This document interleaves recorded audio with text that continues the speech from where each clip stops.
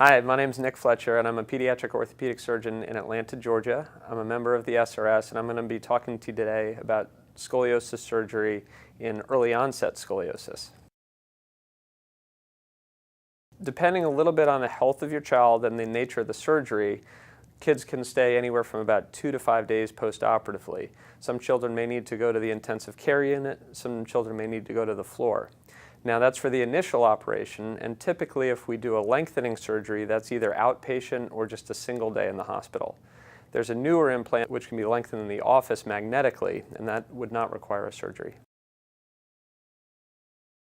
So some children will need to wear a brace after surgery, and that can be anywhere from about 3 to 6 months and depends a little bit on the type of surgery that we're doing, the location of where we put the little rods, and what the bone quality of the patient has post-operatively.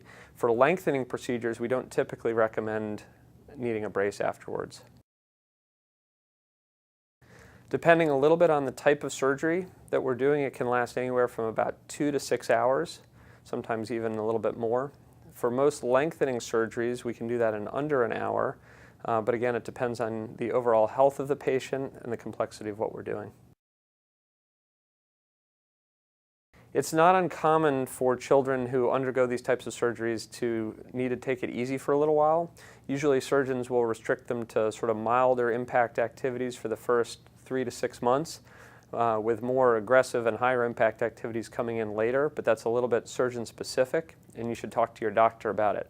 In general, we try to limit children as little as possible with regard to their activities and allow them to continue to be kids.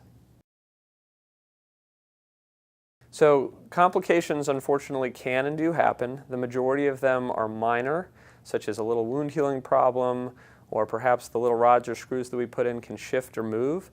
But by and large, these can be managed with very minor adjustments and sometimes not even need any further surgeries. Major complications can occur, and they do, although very infrequently. These can include things like neurologic injury, which can be very serious, deep infections, which can require multiple surgeries and sometimes even require the rods to be removed, as well as the implants breaking or failing in a way that need them to be revised. Again, these are things that you should talk to your provider about, as complications can happen during surgery, but we certainly take every measure possible to minimize the risks.